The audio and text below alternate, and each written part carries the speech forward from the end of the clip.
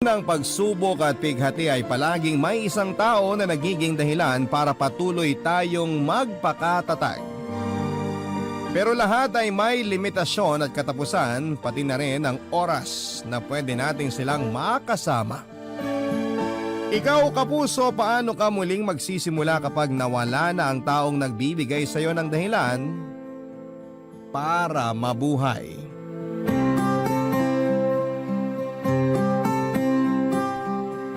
Dear Papa Dudut, may mga relasyon na sa sobrang tagal na ay minsan ay pinalalamig na lamang ng panahon. Hanggang sa unti-unti ay hindi nyo na halos maramdaman ang unang dahilan kung bakit nagsimula ang relasyon ninyo. At tanging panghihinayang na lamang ang dahilan kung bakit nagpapatuloy pa ang lahat sa pagitan ninyong dalawa. Panghihinayang at responsibilidad na lamang ang tanging kinakapitan para pareho kayong hindi bumitaw sa lumalabo ng relasyon. Hi Papa Dudut, ako nga pala si Ella, isang online seller ng pabango. 32 years old na ako sa ngayon at nakatira dito sa Marikina. Matagal na rin po akong tagapakinig nitong inyong programang Barangay Love Stories. Hindi ko na nga po mabilang kung ilang beses akong naiyak sa mga sulat na inyong binabasa. Bukod sa mababaw talaga, ang mga luha ko ay talaga namang nakakaantig ng damdamin ng kwento ng ating mga kabarangay na nagpapadala ng kanilang mga sulat. Kaya naman nag-decide ako na ibahagi din ang kwento ko sa araw na ito. Papa Dudut, first boyfriend ko ang asawa kong si Joe. Pakiramdam ko nga ay siya talaga ang soulmate ko. Pareho kasi kami ng zodiac sign at magkasunod ang araw ng birthday namin, tapos marami ang nagsasabi na magkahawig na raw kaming dalawa. Noon pa man ay naririnig ko na rin na kapag magkamukha daw ang magkarelasyon, sila rin daw ang nagkakatuluyan. At yun nga ang nangyari sa aming dalawa, Papa Dudut.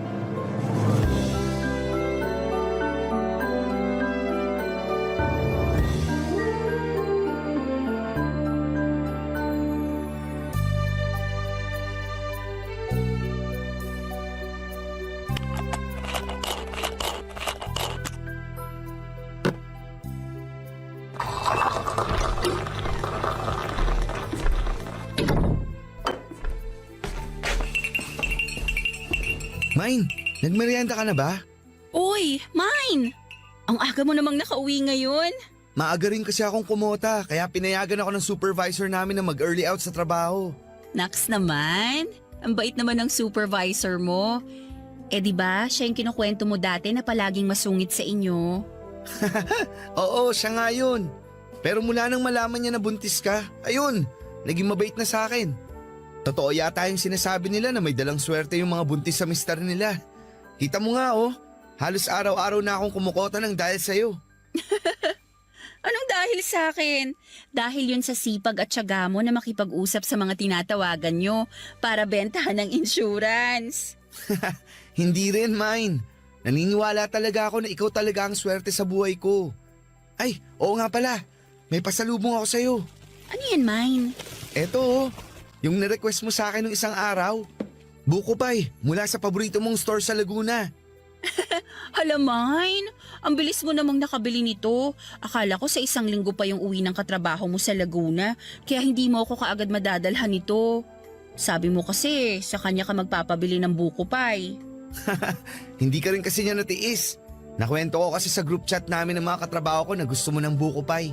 Ayun, nagkanya-kanya na kaagad sila ng presenta kung sino sa kanila ang pupunta ng Laguna para bumili. Grabe, ang babait naman talaga nila. Kahit isang beses ko pa lang silang nakita nang isama mo ako sa dinner nyo dati, ang lakas ko na kaagad sa kanila. Excited na kasi sila sa magiging first baby natin. Lalo na 3 buwan na lang, manganganak ka na. At excited na rin ako na kinakabahan. Pero syempre, mas lamang yung excitement sa akin. Kasi gusto ko na rin talagang makita at mayakap ang baby natin. Malapit nang mangyari yun, Mine. Malapit na tayong maging isang buo at masayang pamilya.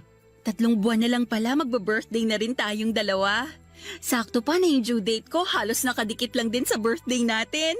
At kapag nagkataon na nanganak ka sa birthday mo o birthday ko, makakatipid tayo sa pagsa-celebrate ng mga birthday nating tatlo. Maganda yung naisip mo, Mine. Makakatipid talaga tayo kasi isang celebration na lang ang gagawin natin. O, di ba? Natuwa ka rin? Nakaka-excite kayong isipin na tatlo tayong sabay-sabay na nagsa-celebrate ng mga birthday natin. Kaya sana talaga manganak ka na mamaya. Uy, grabe. 3 buwan pa, Mine. Masyado ka namang nagmamadali. Siyempre, joke lang yun. Excited lang talaga ako maging tatay. Kahit nung una, sobrang kinabahan talaga ako nang sabihin mo na buntis ka. Aminin mo, kinabahan ka na baka habulin ka ng itak ng papa ko nung hindi pa natin sinasabi sa kanila na buntis ako. Oo, isa talaga yung sa pinakamalaking dahilan ko. Pero ang talagang kinatakutan ko nun, baka hindi ko mabigay sa'yo ang lahat ng kailangan mo at ng magiging anak natin. Bakit parang bigla namang lumungkot yung boses mo? Alam mo, Mine, mula noon hanggang ngayon, wala akong pinagsisisihan na ikaw yung pinili kong mahalin. Lalo na dito sa pinagbubuntis ko. Kasi sigurado ko na hindi mo kami pababayaan ng magiging anak natin. Basta, tutuparin ko yung pangako ko na pagbubutihin ko sa trabaho para mabigyan ko kayo ng magandang buhay ng baby natin. Ay, kainin na nga natin tong buko pie na dala ko at baka maiyak pa ako sa pag-uusap natin to eh. Teka lang, ipagtitimpla muna kita ng kape mo. Ako na ang gagawa nun, Mine. Kumain ka na lang dito at para sa inyo talaga ni baby tong pasalubong ko.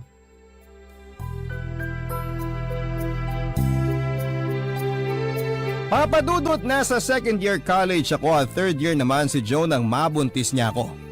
Pero hindi siya nagdadalawang isip na panagutan ako noon dahil nasa tamang edad na rin kaming dalawa. Nagkasundo mga magulang naming pareho na ipakasal na kami sa isa't isa na hindi namin tinutulan pa.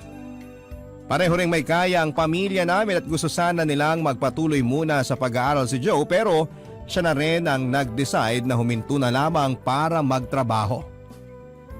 Kinuha naman kami ng malilipatang bahay ni na Daddy na mura lamang ang upa at binigyan nila ako ng puhunan para makapagsimula ng online business ko na pabango. Si Joe naman ay nakapasok din kaagad ng trabaho sa isang insurance company. Naging maayos ang unang mga buwan ng pagsasama namin bilang mag-asawa. Kahit nakabukod na kaming dalawa sa mga magulang namin ay inaalalayan pa rin nila kami kaya hindi kami gaanong nahihirapan sa buhay. Hanggang sa maipanganak na nga namin ang anak ko sa mismong kaarawan ko. Iba pala talaga kapag may anak ka na, Papa Dudut. Kasi parang doon pa lamang talaga nag-uumpisa na nararamdaman namin ni Joe na kailangan na naming maging totoong responsable sa mga bawat kilos namin. Noong umpisa ay magaan pa kahit papaano ang lahat sa aming tatlo ni Joe at ng anak naming si Maricel. Kaya lang habang lumalaki si Maricel at lumalaki rin ang mga gastusin, doon na nag-umpisa ang pagtatalo namin ng asawa ko. Tungkol sa mga gastusin, gawaing bahay, oras para kay Maricel at kung ano-ano pang bagay na minsan ay parang wala na masyadong sense na pagtalunan pa, Papa Dudut.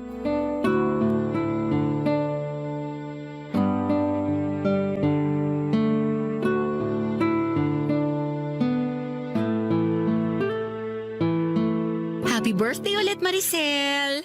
Thank you po, Mami! Happy birthday din po sa inyo, pati na rin po sa inyo ni Daddy! Sana nagustuhan mo ang regalo namin sa'yo ng mami mo. Sobrang nagustuhan ko po kasi favorite cartoon character ko talaga itong nakadrawing sa pajama na binigay niyo sa akin eh. Thank you po dito sa pajama na to, Daddy! Tapos may bago na naman po akong dodrawingan na sketch notebook na galing naman kay Mami. Alam ko kasi na hobby mo talaga na mag-drawing. Kaya yan kaagad ang naisipan kong ibigay sa'yo. Thank you po talaga sa inyo, Daddy! Sobrang saya ko po ngayong birthday celebration nating tatlo. Ang gaganda po ng mga regalo niyo sa akin, tapos ang sarap pa po ng mga niluto ni Mami. Siyempre naman, basta para sa baby ko, mas lalo kung sasarapan ng mga luto ko. Tsaka yun naman talaga ang gusto naming mangyari. Ang mag-enjoy ka sa special na araw na to, Maricel. I love you, Mommy. I love you, Daddy. Payakap nga po sa inyo. We love you, anak. Love you, anak. Oh, magpalit ka na muna ng damit mo, anak. At medyo pinagpawisan na tong suot mo. Medyo lumalalim na rin ang gabi kaya kailangan mo na ring magpahinga. Sige po, papasok po muna ako sa kwarto ko para makapagpalit po ako ng pantulog ko. Okay, sige anak. Mabuti naman na tumabot ka pa sa birthday celebration ng anak natin. Akala ko ba tapos na tayo sa topic na yan? Nagsorry na nga ako kanina, di ba? Hindi ko naman ginusto na medyo gabi ng uwi. Anong medyo gabihin? Alam mo ba kung anong oras ka na nakauwi dito sa bahay? Halos mag-aalas 9 na. Gusto ko na ngang mauna na kaming kumain ni Maricel kanina para hindi na siya mapuyat. Pero nakiusap lang siya na hintayin ka para sabay-sabay tayong hipan niyang kandila sa birthday cake na yan. Pero nagpaliwanag na nga ako kung bakit late na ako nakauwi. Masyadong mababa ang benta ng team namin kaya pare-pareho kaming kailangan na mag-overtime. Overtime! Wala na akong ibang narinig mula sa'yo kung hindi ang lecheng overtime mo. Ella, pwede bang wag mo akong simulan? Pagod ako sa trabaho ah. O bakit? Ikaw lang ba ang pagod? Baka nakakalimutan mo na may negosyo rin akong inaasikaso kahit nandito lang ako sa bahay. At ako pa ang nagluto ng lahat ng pagkain nandyan sa lamesa na yan. Sinabi ko naman sa'yo na umorder na lang tayo ng mga pagkain, di ba? Tapos ngayon, isusumbat mo pa na napagod ka dahil sa pagluluto mo? Parang kasalanan ko pa na gusto kong makatipid tayo kaya nagluto na lang ako. Wow ha! Thank you sa pag-appreciate ng effort ko, Joe. Saka alam mo, dapat nga magpasalamat ka dahil kahit nakalimutan mong bumili ng regalo para sa anak natin, nagawang ko pa ng paraan. Wala ka na ngang oras para kay Maricel? Tapos pati ba naman pagbili ng regalo? Makakalimutan mo pa? Kailangan ba pati yan isusumbat mo pa sa akin? Alam mo naman na mula nang ma-promote ako sa trabaho, marami na akong bagay na nakakalimutang gawin. Pero huwag mo naman sanang kalimutan yung responsibilidad mo bilang asawa ko at tatay ng anak natin. Na-promote ka nga, pero hindi naman masyadong nadagdagan ng sinisweldo mo. Tapos parang halos kulang na lang, doon ka na sa opisina niyo tumira. Sa umpisa lang naman to kasi nag-a-adjust pa ako. Intindi mo naman sana yun. Mahigit kalahating taong ka ng supervisor. Hanggang kailan ba kami mag-a-adjust ni Maricel lang dahil lang sa promotion mo? Mommy, Daddy, nag-aaway po ba kayo? Maricel, kanina ka pa ba dyan? Mommy, bakit po kayo nagsisigawan? Galit po ba kayo na hinintay natin kumain si Daddy? Siyempre hindi. Masaya nga ako na sabay-sabay tayong nakapag-blow ng birthday candle na lagi nating ginagawa. Anak, hindi talaga kami nag-aaway ng mami mo.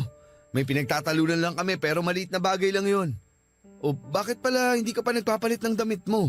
Hindi ko po kasi makita yung paborito kong pantulog. O, sige, ako nang maghahanap nun. Halika, bumalik na tayo sa kwarto mo. Papadudot mula nga nang ma-promote sa trabaho si Joe ay nabawasan talaga ang oras niya para sa amin ni Maricel. Palagi siyang naka-overtime at nakikipag-unahan na makakota sa ibang supervisor sa opisina nila.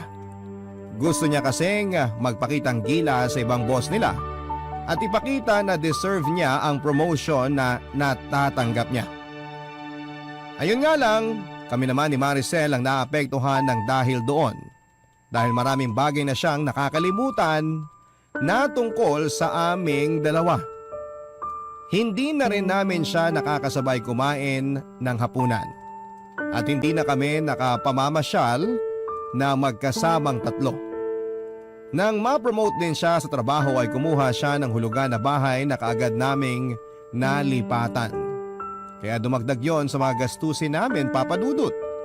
Pareho po kaming nagdoble kayod sa trabaho. Lumalaki na rin kasi talaga ang mga gastusin namin para kay Maricel. Pero ginawa ko ang lahat para maging responsable pa rin na ilaw ng tahanan. Bagay na hindi nasabayan ng asawa ko. Masyado siyang nag-focus sa trabaho niya na madalas ay dinadala niya hanggang sa bahay namin, Papa Dudut. Wala na nga siyang oras para kay Maricel. Tapos, madalas pang mainit ang ulo niya sa amin na mag-ina niya, Papa Dudut. Ang mga kwento ng pag-ibig, kwento ng buhay at kwento ng pag-asa. Nasa Spotify na, Barangay Love Stories. Pakinggan kahit kailan, kahit saan. Barangay Love Stories sa Spotify. Kinig na, kabarangay! Sean, ang asawa kong si Joe. Nakita ko kasi na nahihirapan talaga siya sa bagong posisyon niya sa trabaho niya. Kaya lang masyado na talaga siyang nilalamon ng trabaho niya. Kahit 2 taon na siya noon na supervisor, lalo lang lumala ang ugali niya na pagiging workaholic. Kaya naman mas lalo ring lumala ang mga pagtatalo naming mag-asawa. Papadudot hindi nagtagal ay nagdesisyon na kami ni Joe na maghiwalay na lamang. Ang dahilan namin ay hindi na lang tungkol sa pagiging workaholic niya. Mas dumami ang bagay na pinagtatalunan naming dalawa. Simpleng ulam lang sa lamesa ay nagsisigawan na kami. Makalimutan niya lamang na magbayad ng bill ng tubig at kuryente, galit na kaagad ako sa kanya. Hindi ko lang nalabhan ang isusuot niyang pantalon, nasisigawan na niya kaagad ako. Marami pa kaming bagay na hindi na pagkakasunduan sa bahay, Papa Dudut. At lahat yon ay maliit na bagay lamang talaga na para bang kami na rin ang nagpapalaki ni Joe. Kaya naman humantong na talaga kami sa paghihiwalay, Papa Dudut. Si Joe ang umalis sa bahay namin pero patuloy siya sa pagbibigay ng financial support para kay Maricel. Tinulungan naman ako ng parents ko na ipagpatuloy ang paghuhulog sa bahay na tinitirhan namin ni Maricel. At dahil matalinong bata ang anak ko, naiintindihan naman niya ang nangyayaring hiwalayan namin ng daddy niya. Ayun nga lang, habang tumatagal ay unti-unti rin siyang nahihirapan. Dahil lang kinalakhan niyang masayang pamilya ay bigla na lamang nawasak, Papa Dudut.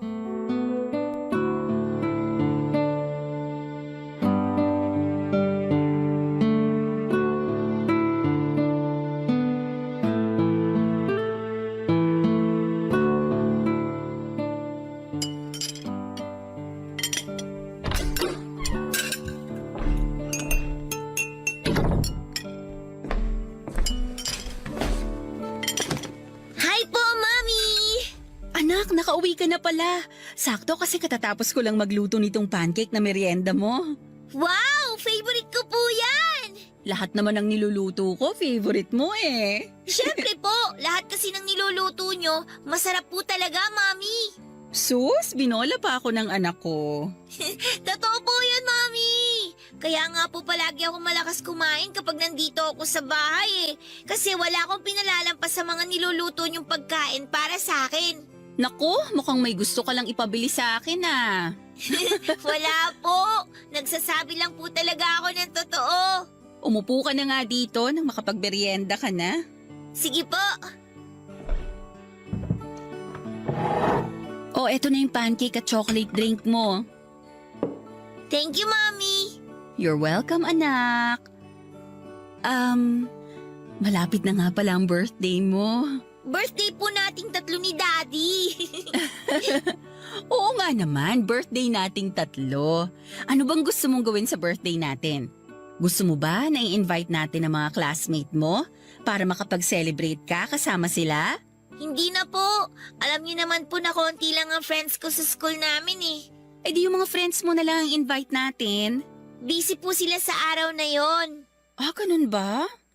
O sige, ipagluluto na lang kita ng paborito mong carbonara kahit wala tayong bisita. Yay! Sige po, Mommy! At saka para mas maging espesyal pa ang birthday mo, ano gusto mong regalo? Sabihin mo lang sa akin at ibibigay ko sa iyo yon. Talaga po? Kahit ano pong hilingin ko, bibigay nyo? Oo naman, basta ba kaya kong bilhin eh. Hindi nyo naman po kailangan gumastos sa regalo na gusto ko. Anong ibig mong sabihin, Maricel? Mami, yung gusto ko po sanang regalo sa birthday ko, yung makapag-celebrate po ulit tayong 3 ni na Daddy ng magkakasama kagaya ng dati. Nung 1 taon po kasi si Daddy ang kasama ko nung birthday niya sa apartment niya. Tapos nung birthday po natin, tayong 2 na lang po yung magkasama dito sa bahay. Maricel, naiintindihan mo naman siguro yung sitwasyon natin ngayon. Pati na rin yung tungkol sa amin ng daddy mo. Opo, naintindihan ko naman po, Mami. Pero baka po mapagbigyan niyo ako na makapag-celebrate ulit tayong tatlo na magkakasama sa birthday natin. Yung sabay-sabay po tayong magbo-blow ng candle ng birthday cake natin. Tapos yayakapin niyo po ako ng mahigpit pagkatapos po nun. Sa totoo lang anak, hindi kasi ako sigurado sa magiging schedule ng daddy mo. Baka hindi rin siya pwede sa araw mismo ng birthday natin. Ganun po ba? Sayang. Miss ko na po kasi talaga yung pagsa-celebrate nating tatlo ng magkakasama eh. Miss ko na po yung mga oras na palagi tayong namamasyal. Kaya sana po mapagbigyan niyo ako sa hiling ko na yon. Kasi yun lang naman po talagang... Maricel, bakit? Anong nangyayari sa'yo? Mami, nahihilo po ako. Sumasakit po yung ulo ko. At saka... Oh! Maricel? Maricel, anak! Anak, gumising ka! Papadudot, sobrang nataranta talaga ako nang bigla na lamang mahimatay si Maricel na kaagad kong nasalo nang matumba siya mula sa kinakaupuan niya. Ilang beses ko pang tinapik-tapik ang pisngi niya pero hindi kagad siya nagkaroon ng malay. At dahil wala naman akong kotse, kagad ako humingi ng tulong sa mga kapitbahay namin para madala sa ospital ang anak ko. Mabilis ding nakarating doon si Joe nang tawagan ko siya. Nung una, sinabi ng doktor na anemic ang anak namin pero may mga test pa raw sila na kailangang gawin para sa kanya. At pagkalipas ng ilang araw, napahaguluhol na lamang ako nang malaman namin ang resulta ng mga test na yon, papadudot. Merong stage 3 leukemia ang anak naming si Maricel.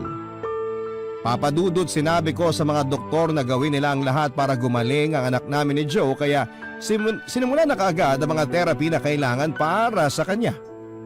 Pero mabilis na raw na kumalat ang cancer cells sa iba't ibang bahagi ng katawan ni Maricel at doon na nga nagsimulang manghina ang anak namin. Nakita ko pa rin na pilit niyang nilalabanan yon. Nakita ko rin na para bang nagkaroon siya ng lakas nang sabihin namin sa kanya ni Joe na tutuparin namin ang birthday wish niya na mag-celebrate kaming tatlo ng birthday ng magkakasama.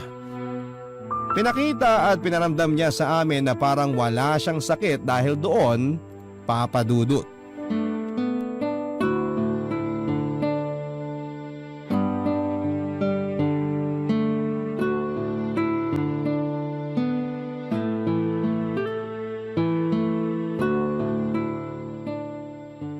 Oh Maricel, ready ka na bang hipa natin ng daddy mo ang candle dito sa birthday cake natin? Opo, Mami. Kanina pa po ako ready at excited na i-blow natin tong candle. Oh, ready na pala ang anak natin. Kaya hipan na natin to. Sige, 1, 2, 3! Happy birthday, Maricel! anak! Yay! Happy birthday din po, Mami, Daddy! Thank you po sa pagtupad ng birthday wish ko. Sobrang saya ko po na magkakasama ulit tayong tatlo ngayon. Siyempre, hindi namin pwedeng hindi to pa rin ang birthday wish ng nag-iisa naming baby. Daddy, hindi na po ako baby. 11 years old na po ako. Ah, big girl na pala tong baby namin. Sige nga, subukan ko nga kung big girl ka na talaga. Ha? Sinong big girl, ha? Ano, big girl ka na talaga? Ha? Alisin na po yung kamay niyo sa tagiliran ko. Eh sabi mo, big girl ka na eh. Dapat hindi ka na nakikilit eh. Daddy naman eh. Joe, tama na yan. Baka masyadong mapagod ang anak natin.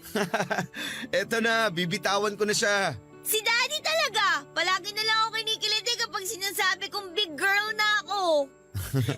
Doon kasi natin malalaman kung talagang hindi ka na baby. Maricel, islice mo na tong cake mo para makakain ka na rin. Mami, pwede po bang bukas na lang ako kumain ng cake? Ang sarap po kasi ng niluto niyong carbonara eh. Kaya naparami po yung kain ko kanina. Nabusog po tuloy kaagad ako. Sige, ayos lang anak. Itatabi ko na lang muna sa ref natin tong cake mo. Thank you po. Gusto ko na rin po magpahinga kasi medyo po inaantok na rin po ako. Okay, halika. Sasamahan na kita sa kwarto mo. Kaya ko na po ang sarili ko, Mami. Maiwan ko na po kayo dito ni Daddy. Thank you po ulit sa masayang birthday celebration ngayon, ah. Happy birthday po ulit sa inyo, Daddy. Happy birthday din sa'yo, anak. Papasok na po muna ako sa kwarto.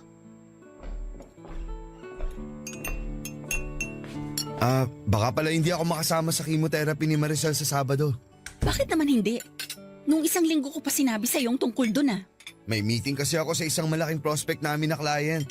Hindi ko pwedeng ipagkatiwala ang meeting na yun sa mga agent ko. Kasi nga malaking account yun. Eh paano naman ang anak natin? Sa akin mo na lang ba talaga siya iaasa? Ay nako, bakit ba kailangan ko pang itanong yun?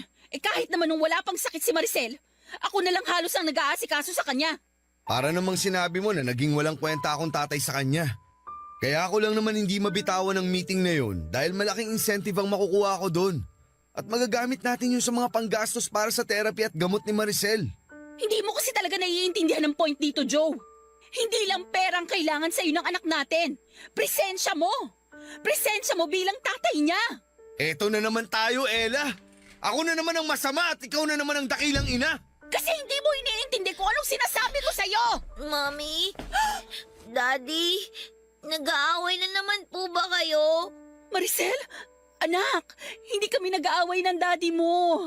Tama ang mami mo. Nag-uusap lang kami.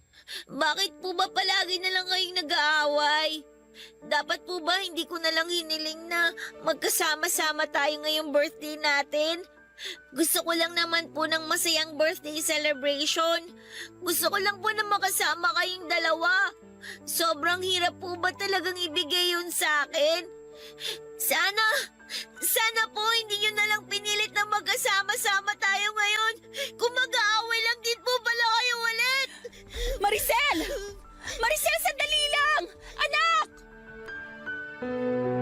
Papadudot ilang minuto rin pong nagkulong si Maricel sa kwarto niya at umiyak bago niya kami pinagbuksan ni Joe ng pinto. Pareho namang kaming nagsorry sa kanya ni Joe at alam kasi namin na nasira namin ang dapat sana ay masayang birthday celebration naming tatlo. Nangako kami sa kanya na mamamasyal kami kinabukasan at hindi na muli pang mag-aaway.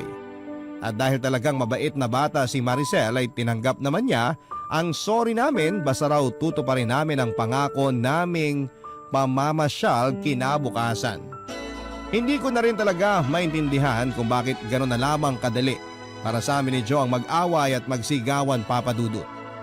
Magsisimula sa simpleng pagkatalo na mauuwi sa walang katapusan na sumbatan. Para bang hindi na kami pwedeng magsama ng matagal sa iisang lugar nang hindi kami nagsisigawan. Kahit may usapan kami ng araw na yon na iwasan namin magtalo, ay nauwi pa rin sa sumbatan ang lahat sa aming dalawa. Mali yata talaga na kami ay magkasamang dalawa. Kabarangay, i-share mo ang iyong barangay love stories. Sabay-sabay nating pakinggan ang iyong kwento ng pag-ibig, buhay at pag-asa. Ipadala lang sa barangaylovestories@yahoo.com.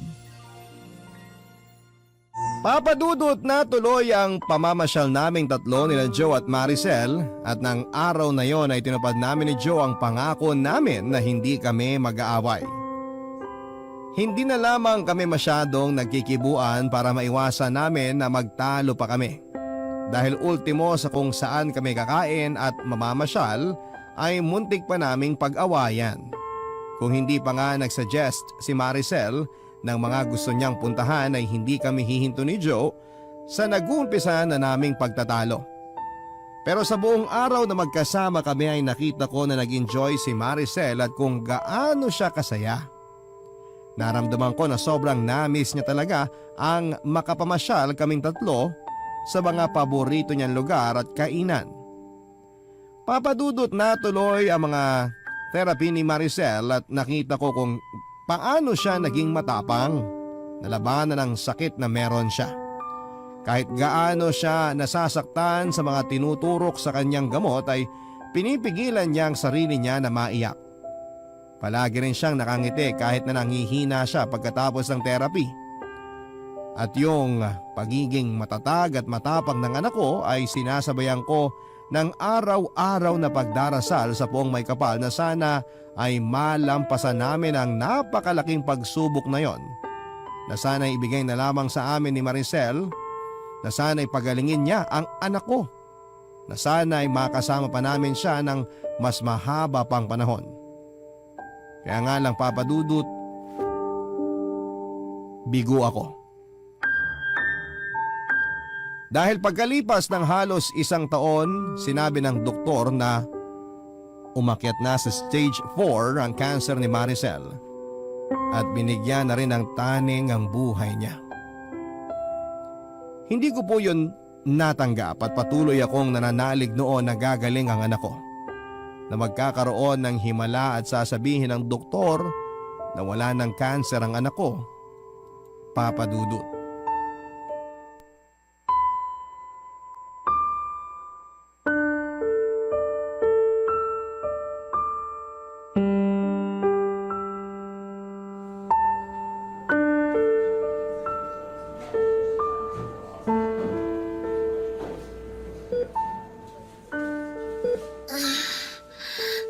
Mami, Anak, kising ka na pala. Kumusta na ang pakiramdam mo?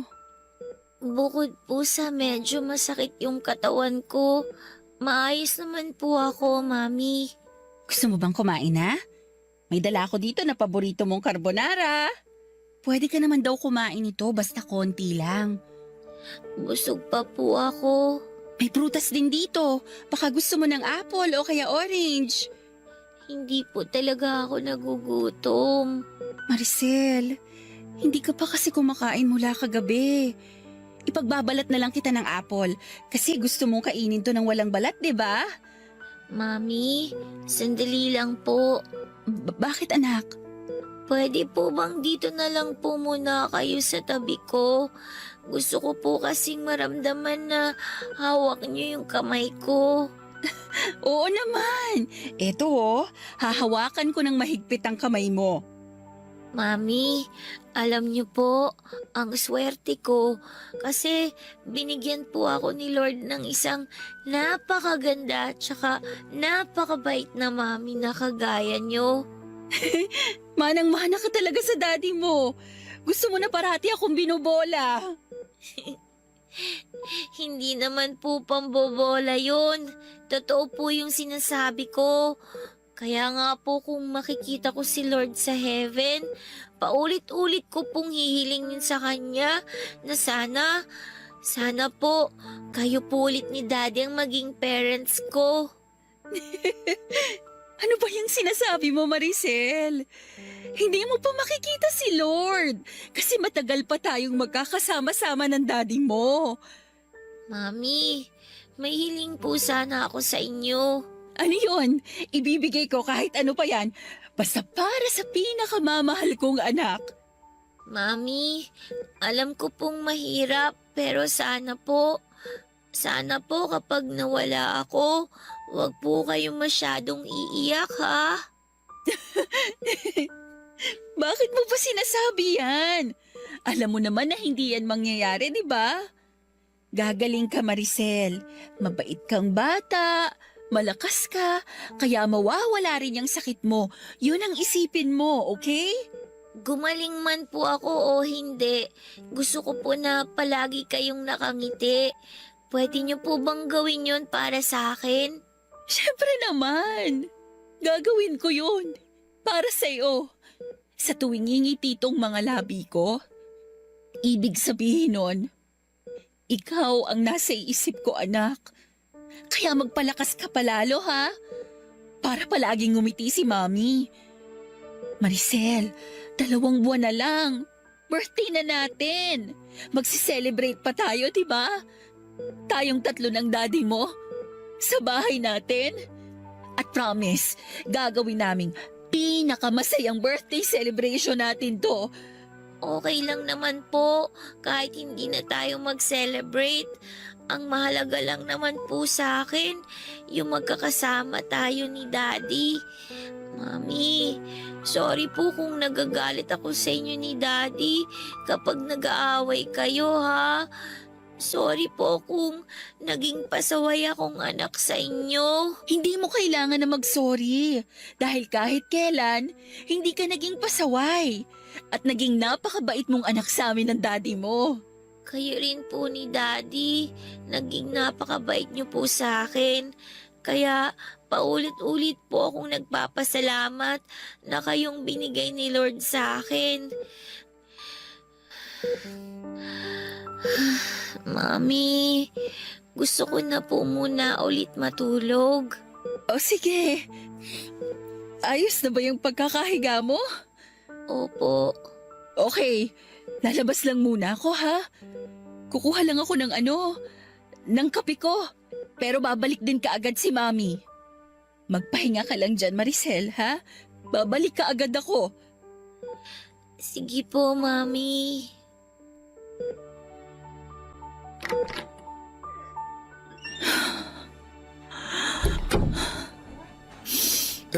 Ella, bakit ka umiiyak?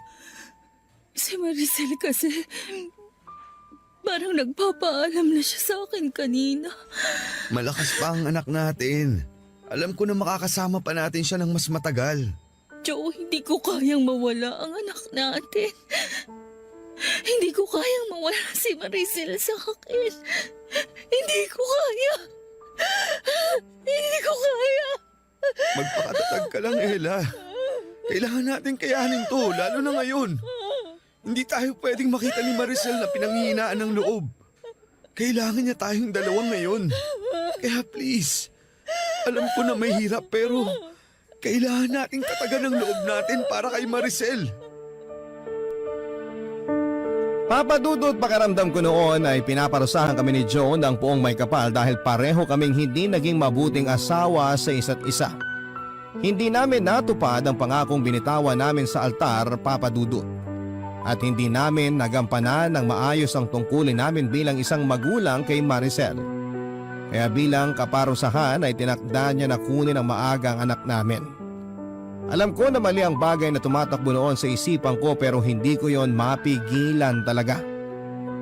Ang naisip ko rin noon, Papa Dudut, ay bakit naman kailangan na si Maricel pa ang makaranas ng ganong sakit? Bakit kailangan na siyang magkaroon ng malubhang karamdaman at bakit hindi na lamang ako? Kasi handa naman akong akuin ang lahat.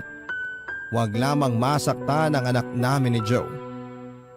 Mas mababawasan siguro ang kirot na nararamdaman ko noon kung sakaling hindi ko nakikitang naghihirap ang anak ko. Kaya nga lang, Papa Dudut, hindi sa akin ibinigay ang sakit na yon. Hindi ako yung tinaningan ng doktor na mawawala na sa mundong ito. Hanggang sa dumating nga ang oras na kinakatakutan ko. Ang pagpanaw ni Maricel isang buwan bago ang aming birthday. Sobrang sakit noon kasi umasa pa ako na muli kaming magkakasama-sama sa araw ng birthday namin. Nangako ko sa kanya ng isang napakasayang birthday celebration. Magluluto ako ng paborito niyang pagkain. Bibigyan ko siya ng maraming regalo at hihipa namin ang sabay ang kandila sa paborito niyang birthday cake.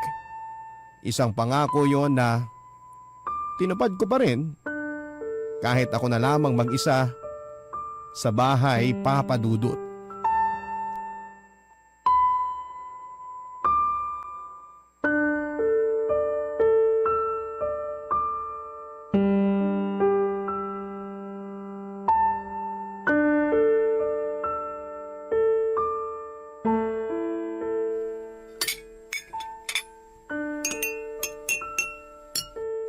Ayos na siguro itong mga pagkain na nandito sa lamesa. May carbonara, fried chicken, buko salad, at saka strawberry ice cream. Sigurado ako na magugustuhan lahat to ni Maricel.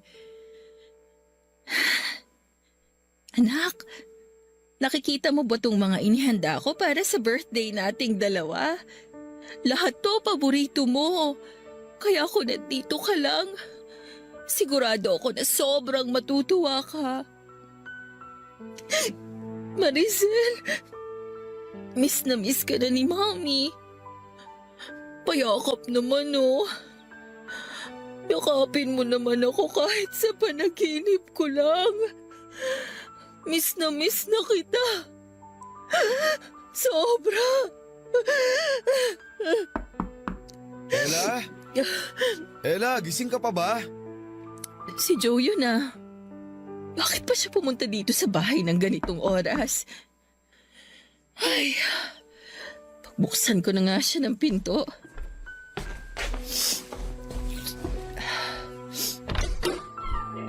Happy birthday! Anong ginagawa mo dito? Pinuntahan kita kasi birthday mo ngayon at birthday ko kahapon. Joe, hindi mo na kailangan gawin to. Hindi mo man lang ba ako papapasukin? Sayang naman tong cake na dala ko kung paalisin mo lang ako. Isa pa, hindi rin ako nakapag-celebrate ng birthday ko kahapon. Pwede bang sabay na tayong mag-celebrate ngayon? Gabi na. Siguro mas mabuti pa Please, kung... Ella. Gusto ko lang mag-celebrate ng birthday kasama ka. Kagaya ng ginagawa natin nung nandito pa si Maricel. Kahit ngayon lang. Pagbigyan mo sana ako. Sige, halika. Pumasok ka na. Salamat.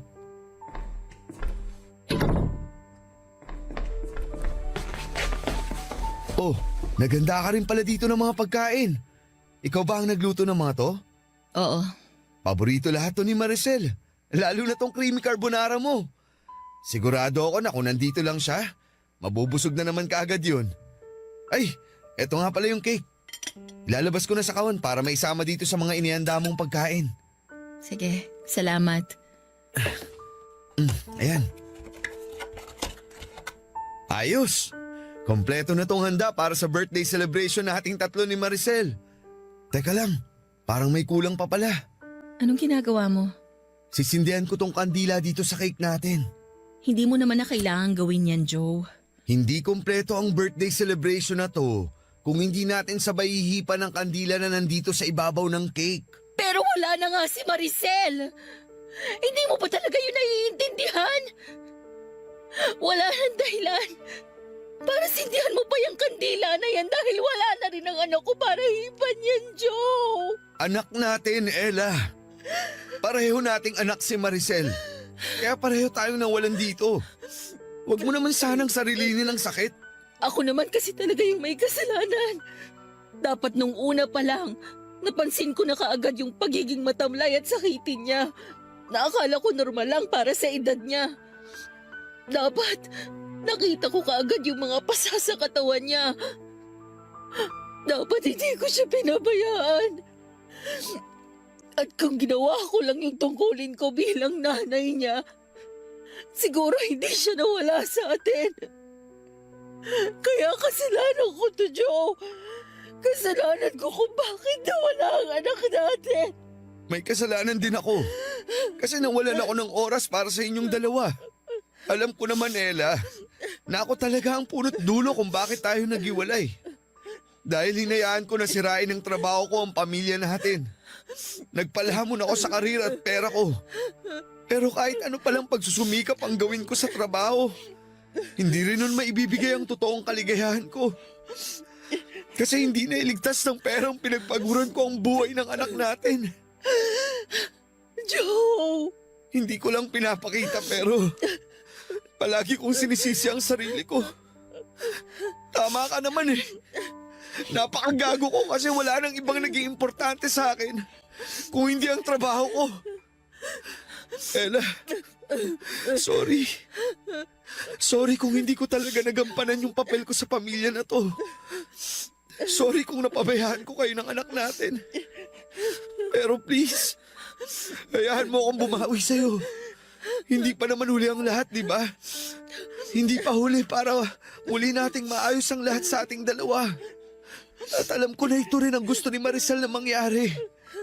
Ang magkaayos tayo at ang pamilya na to. Hindi ko alam. Ewan ko. Masyado pang magulo para sa akin ang lahat. Sa totoo lang, hindi ko kasi alam kung paano mag-uumpisa ulit. Hindi ko alam kung paano ko tatanggapin na wala na si Ella sa buhay ko. Joe, alam mo naman na sa kanya umiikot ang mundo ko. At ngayon na wala na siya, hindi ko alam kung paano magsisimula. Hindi ko alam kung paano bibigyan ng dahilan ng sarili ko para magpatuloy sa buhay na to. Basta ang alam ko lang, sobrang sakit. Sobrang sakit dito. Ang sakit-sakit kasi kahit kailan, hindi ko na makikita at mayayakap pa ang anak natin. Papa Dudut, hindi ko talaga alam kung paano muling magsisimula nang hindi nakasama si Maricel. Sa lumipas na halos 12 taon, sa kanya ko na pinaikot ang mundo ko. Mula sa pagising sa umaga hanggang sa pagtulog sa gabi, kaya hirap ako na patakbuhin ang oras ko nang wala na siya sa bahay o sa bahay ko. Halos hindi ko na rin natutukan pa ang online business ko at madalas din na nasa bahay ang mga magulang ko, pero tinataboy ko lang sila at sinasabi ko na kaya ko ang sarili ko.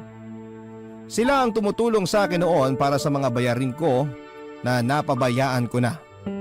Pinayuhan din nila ako na mas mabuti raw kung ibenta ko na lamang ang bahay na tinitirhan ko para mabilis ako makapag-move on, bagay na hindi ko sinang-ayunan. Dahil nasa bahay na yon ang ilan sa mga pinakamagagandang ala-ala namin na magkasama ni Maricel. Gabi-gabi at araw-araw po akong umiiyak sa iba't ibang sulok ng bahay, Papa Dudut. Nandun ako palagi sa kwarto ni Maricel at madalas na tinititigan ang mga gamit niya pati na ang mga drawings niya. Minsan din ay niyayakap ko ang mga damit niya o kaya ay ang una niya sa kama. At kapag naaamoy ko siya o kaya ay umiihip ang malamig na hangin, nararamdaman ko na parang nandun lamang siya at nakayakap sa akin. Hirap na hirap talaga akong magsimula muli, Papa Dudut. Hirap akong makita ang bukas nang hindi na siya kasama. Sana kung si Maricel ay tumakbo ang oras ko at umikot ang mundo ko. Paano pa ako magpapatuloy kung pakiramdam ko ay nag-iisa na lamang ako? Isang linggo ang lumipas nang sinimulan kong dalaw-dalawin sa bahay ni Joe, Papa Dudut. Nung una ay tinataboy ko pa siya at sinasabi ko sa kanya na hindi ko siya kailangan. Wala akong ibang kailangan sa buhay ko kung hindi ang anak ko lamang.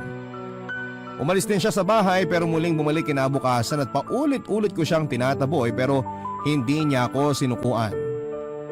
Sinabi niya na palagi lang siyang nandyan para sa akin. Sila na mga taong nagmamahal sa akin. Sinabi niya rin na kailangan kong magpakatatag hindi lamang para sa sarili ko kung hindi para na rin kay Maricel.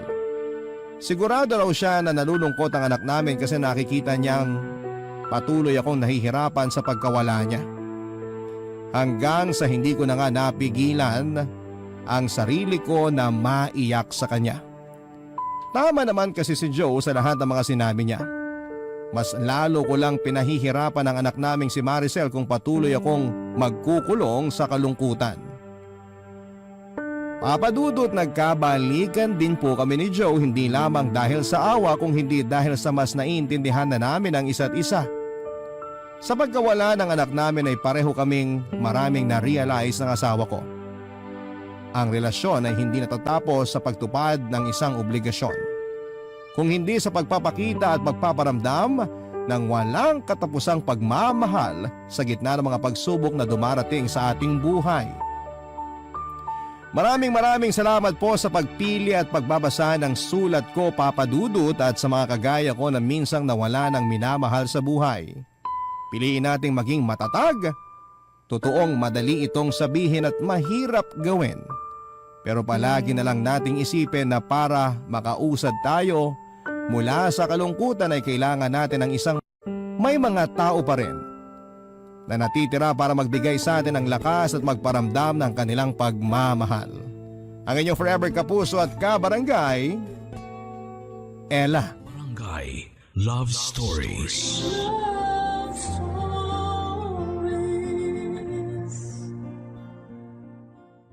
Barangay LS 97.1. 97.1. Number 1. Forever.